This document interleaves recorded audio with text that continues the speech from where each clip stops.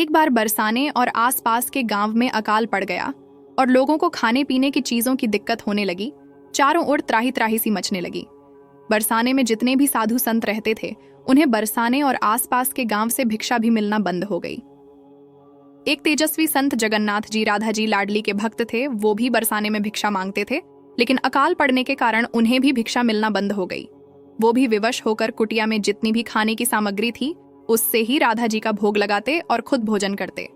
ऐसे करते करते कुछ दिन तो बीत गए, लेकिन अंत में ऐसी परिस्थिति हो गई ना, तो कुटिया में खाने को कुछ रहा न तो कहीं भिक्षा मिल रही थी, और उन्होंने बरसाना छोड़ने का मन बना लिया और अपना सामान उठाया। चल दिए। नेत्रों से अश्रु बहाते हुए मन ही मन लाडली जी से कहने लगे, मुझे माफ कर देना लाडली, अब मुझसे सहन नहीं होता।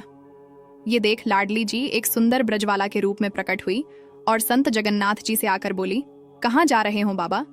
संत ने कहा, कहीं दूर जाकर रहूंगा बेटी, यहाँ तो भिक्षा का भी अकाल पड़ गया, लेकिन निपुता पेट तो मानता नहीं। ब्रजवाला ने कहा, बाबा हमारे घर क्यों नहीं आते भिक्षा लेने? आपके लिए हर रोज भिक्षा निकाल कर रखती है मेरी मैया। बाबा ने कहा, मुझे क्या पता तेरा घर कहाँ है बेटी। ब्रजवाला ने कहा, मैं बरसाने के वैद्य श्रीधर की बेटी हूँ और मेरा नाम राधा है। अब आप जाइए और मेरी मैया से कहना, जो आले में भोजन रखा है वो मुझे भिक्षा में दे दे।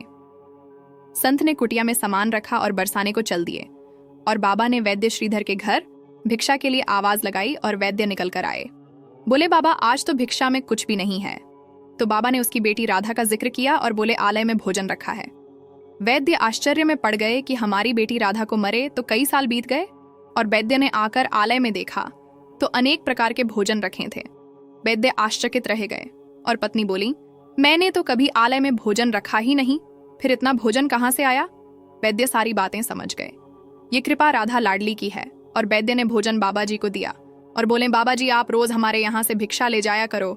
श्री जगन्नाथ बाबा को श्री लाडली किशोरी जी ने बरसाने से जाने नहीं दिया।